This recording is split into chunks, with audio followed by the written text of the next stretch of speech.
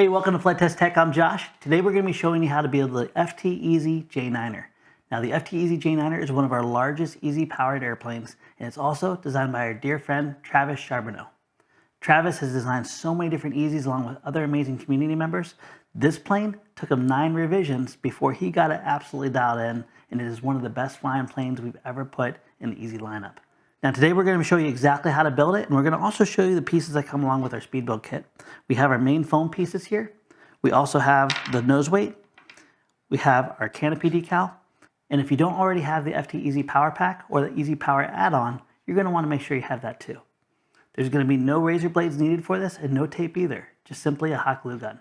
You will want 3 AA batteries for your transmitter if you're not using the optional FT Radio Master Pocket transmitter. We're going to go ahead and pop our pieces out, identify them, and start building. Now, one thing I tell a lot of people before they throw away their scraps or before they start gluing pieces together is if you want a pattern for life, take a moment and trace out all these pieces on either poster board or another piece of foam board. That gives you the ability to have replacement parts, or if you want to build with friends and family, you can do so. Now that we have all our pieces popped out, let's go ahead and identify them each by name. First, we have our main wing that also includes the tail assembly. Next, we have our main fuselage piece, and we have our 2 fuselage doublers next to it. This little tiny rectangle that you see here with a notch is going to be our dihedral gauge. That's going to be very important to use in the moment. And also we have our nose weight and our canopy decals. If you haven't already, now would be a really good time to put your FT Easy battery pack on charge. This plane builds so quickly that the battery will actually still be charging before you're ready to fly. So let's go ahead and do that first. Let's go ahead and put our attention towards the main center body since everything is going to fasten to that. The first piece that we're going to put on is going to be the doubler that has the notch not cut out in it. That piece is going to go right over top, and what you're going to notice here is that our battery slot, our wing slot, is going to line up exactly along with the leading edge in the bottom of the fuselage. What I always like to do is focus my glue on the lower section so that way we don't accidentally put glue where we don't need it. So we always do a test fit. We look around and we see that we're not going to have to worry about this little notch right here, so we're going to avoid that area. I'm going to take my hot glue gun, and a lot of times people think more glue is more strength. It actually is not. So all I need to do is just a light perimeter. Notice I'm going around the block. Nice thin line. And you can see even with my shaky hands, we just put it right down there. All I'm doing now is repeating the same motion I did before. I'm making sure my leading edge is lined up, my wing slot is lined up, and then I press it down into place. You're going to notice that this kit is actually made out of Adams Ready board and not our typical maker foam. This gives us the ability to build a little bit larger, and also the plane has a lot more thrust to weight ratio. Keep that in mind though, if you do go to spray paint this, you will want to keep very, very light mist coats on this, or use something like floral paint or a fast flashing paint, very, very light so you don't delaminate it. Now that we have our doubler on, we're going to flip it over 180 degrees, and all we simply need to do is put our nose weight in. I always like to do just a quick test fit, make sure we're happy with that. Oops. I'm going to place some glue down in there. And we're just going to drop that in place. Now that we have our nose weight in place, we're going to do the exact same process on the other side. This is a little bit easier because our notch is actually cut out. This is our relief for our flight control board that's going to go in just a moment. So again, we're looking at the battery, we're looking at the wing slot, and we're looking at the full leading edge down around the nose, the bottom, and even the flight control bay. Once we're happy with that, we'll flip it over 180 degrees.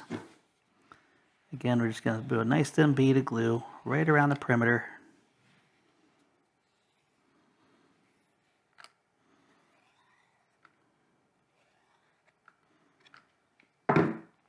And then we're going to set it down in place, line it up, and hold it until it's dry.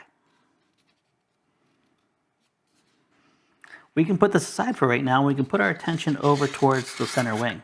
This wing is going to need something called dihedral. Dihedral is what gives the airplane the ability to self-stabilize. Now, our flight control board actually helps us with that too, but for a stable flying airplane, oftentimes you'll see in most designs, there's a little bit of dihedral. That way the lower dipped wing creates more lift, and it brings it back to level. And this dihedral gauge is going to be what gives that to us. Now to get our little bit of bend here, you can take a ballpoint pen, a barbecue skewer, something very small, And we're just going to put a very light crush right down the center section. This is going to give us the ability to let the wing naturally lift up a little bit without fighting it too much. Now we can go ahead and put our dihedral gauge on the wingtip. And what I like to do is kind of open it up a little bit.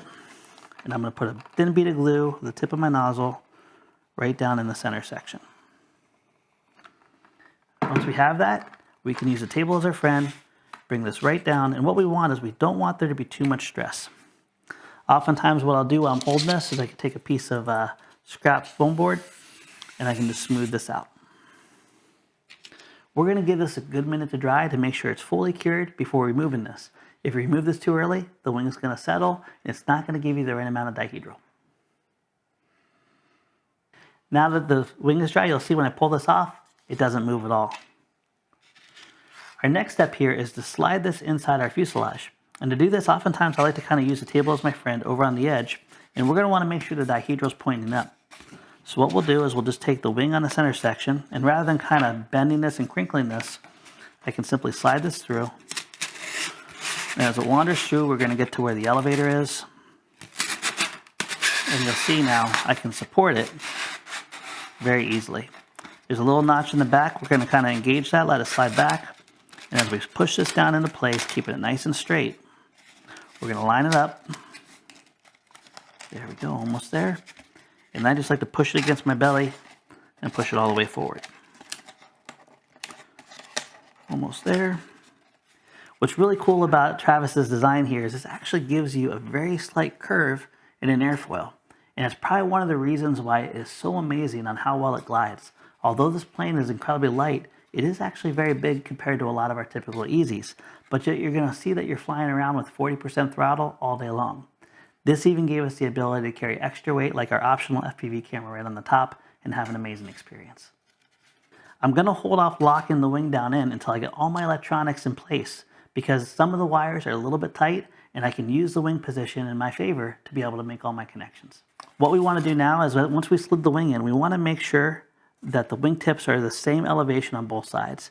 And a lot of times it's as easy as simply putting it on the table, making sure your vertical stabilizer is even, and then just sighting down it to make sure they're even. Once we're happy with that, I'm going to take just a thin bead of glue on the very bottom on a couple spots and lock it in. Remember, every bit of glue that you put down is just going to be more weight, and you don't need a lot to make it strong.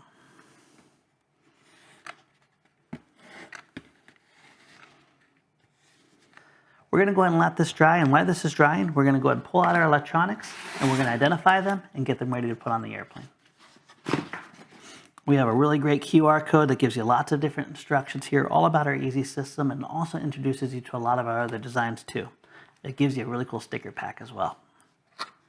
Here in our Easy Power Pack, we have our transmitter. This requires 3 AA batteries. We have our new high power props. These are polycarbonate props, very durable, very powerful, and also very efficient. We have our battery, which by now you probably already have on charge. We have our battery charger, which is USB powered. We have our flight control board. And we also have our 2 motors. Now, if you're a home-based educator or you're teaching in a school or a campground, make sure you save this box because when the students or the classroom is done with this, you can take all these components, put them right back in, and it's padded and ready for storage.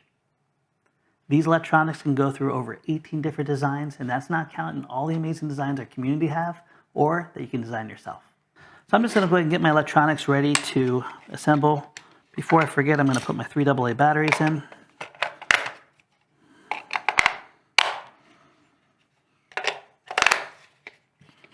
Now we can put this to the side. I'm going to unravel my left and my right motor. You're going to notice what the left and right motors are by simply the little tag that's on them. There's my right one. And here's my left one. I already have a battery charging, so I can put this aside. And here we have our little flight controller. A cool little tip here is just to keep your antenna from getting worn out, as I like to kind of pinch this where the housing is, and I like to pass my little antenna through this hole right here. And this is gonna kind of make it kick to the side, but it's a really cool little trick just to give it a little extra reinforcement. And that way, as this bends, it's not putting any kind of rotational force on where it comes out of the flight control board. While we're at it here and we can easily handle our motors, let's go ahead and put our props on. You're going to notice that both of our props are labeled A and B, and if you've been building Easies for a long time, these may look a little different, and that's because they are. We've completely remolded and redesigned the props to be polycarbonate, a little bit bigger, and a lot more efficient. This is going to give you better flight times and more powerful, and also it has a pass-through hole, so if you're going into a tractor configuration, there's no longer the stress of trying to line it up and push it just right to get the line up. It is really important to note that the leading edge of the prop is actually on the opposite side of the little tiny dimple that you see in the back. You always want the letters and the numbers to be pointing in the direction of flight. Both of these props are labeled A and B with a number next to it. It's important to understand that when you have a pusher or a tractor, the orientation and the way that these are going to be mounted may change slightly. But for the pusher configuration, we're going to want to find the little prop that says the letter B. So we have A3 on one, and then we have B2 on the other. Once we identify our B prop, we're going to take it with the numbers pointing towards the motor. Again, we're always having the numbers pointing towards the direction of flight, and we're simply going to slide it on. And I always like to kind of support the back or use the table as my friend and push this in. Just make sure at the end of the day, you can freely spin this without any kind of binding. You don't want to push it down to the point where it pushes against the housing or the motor itself. Anytime you go to remove it, we have a prop removal tool, or you can simply pinch it and rotate it towards you to pull it off. Just be very careful that you don't hurt the motor in the process. Now that we have one prop on, let's go ahead and put the other one on. Again, we have A going into blue for the pusher configuration. We're going to simply line this up, slide it over, and again, I can either use my finger or the table. I'm going to press it down into place and let the friction hold onto the shaft. There we go. Little spin and everything is good. Now that we have everything all set up, let's go ahead and work on mounting our flight control board, and then we'll put our motors on. Now with our flight control board, you're going to see that we have a pass-through that's right around the middle, and that's going to sit right over this top side. Now a lot of times when we take our right motor and we pass it through, it's going to kind of get tangled up. So to make that a little bit easier, I'm just going to simply locate my right motor, and before I glue this in place, I'm going to pass it through the nice big hole. I'm going to pass it through the flight controller, and I'm going to find the white connector, and you'll see a white and a red connector on the bottom. All I need to do is line it up and press it in. If it's backwards, it's not going to fit, and you don't want to force it.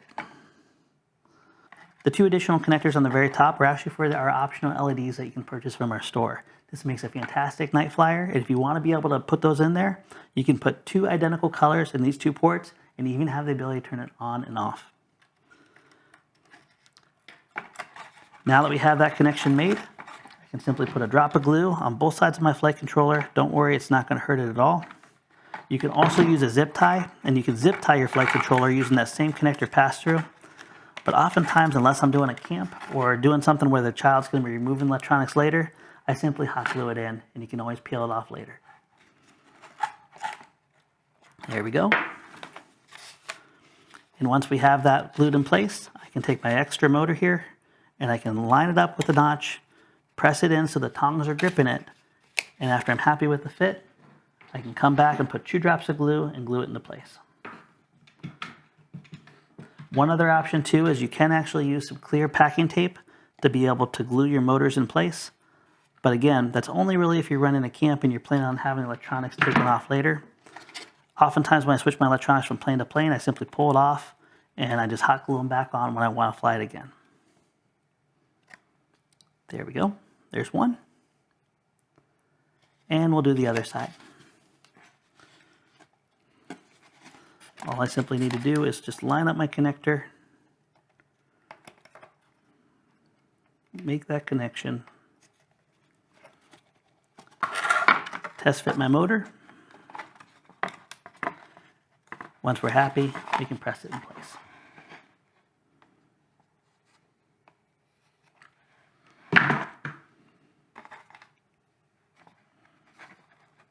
There we go.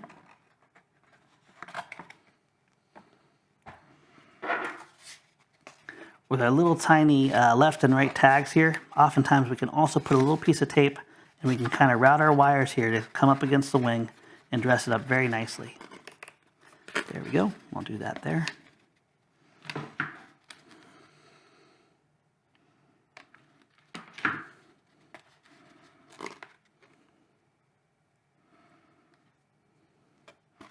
We also include in our power pack extra stickers. So not only can you decorate, but those clear strips of stickers can be used to dress your wires as well. I'm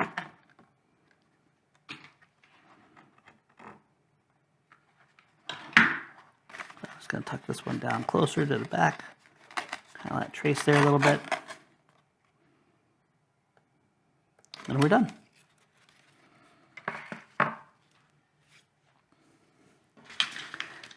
Now, if you want to take your markers, you want to decorate this, now would be a really great time to do it. I'm simply going to go ahead and take my little tiny decals that are included with this, and I'm going to stick them on the canopy just to give it a nice little accent. The last thing that we're going to do here before we go ahead and check our center of gravity and ultimately we're ready to fly is we're going to just deflect up a little bit along these etch lines on the back part of the tail to give us just the slightest amount of up elevator. Now, depending on how you want to fly in your center of gravity, you can increase or decrease this a little bit to give us the ability to fly slower with more of a high alpha, nose high effect, or to carve through the skies with more speed and even cut through the wind easier. If you're flying indoors or you're flying outdoors, you may find yourself adjusting these a little bit, and you can do that basically on how you want to fly at any given day. Our FT Easy J9ER is now done. Our last step is we're going to install our battery. We're going to check the center of gravity by putting our fingers right underneath these two marks here. And once we have a little bit of nose down, we're ready to go out in the flying field and put up for its first flight. Let's go ahead and put the battery in. We'll cycle our controls, confirm everything is ready to go, and then I'll see you in the flying field. Now, for a lot of our easy models, the location of where we place our battery, whether it's farther forward or farther back, is going to depict how our center of gravity is. Center of gravity is incredibly important for an airplane because if it's not proper, your plane's simply not going to fly well. Nose heavy airplanes fly very poorly. Tail heavy planes rarely fly at all.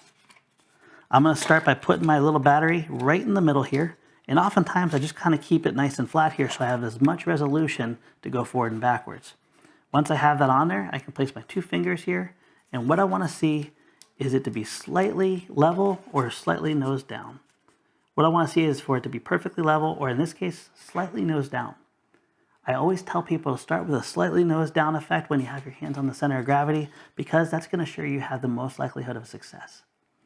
Now that we have our battery and our balances figured out, we're going to go ahead and we're going to plug in our battery. You should have it fully charged. Sometimes the first time you plug your battery in, it's just going to be a little bit stiff. This new connection. There we go. Never want to force it. And you'll notice a little tiny switch here. Push that switch all the way forward and you'll see a rapid flashing red light. Now notice I'm carrying this nice and level here. My next step here with my throttle down is I'm going to turn on my transmitter.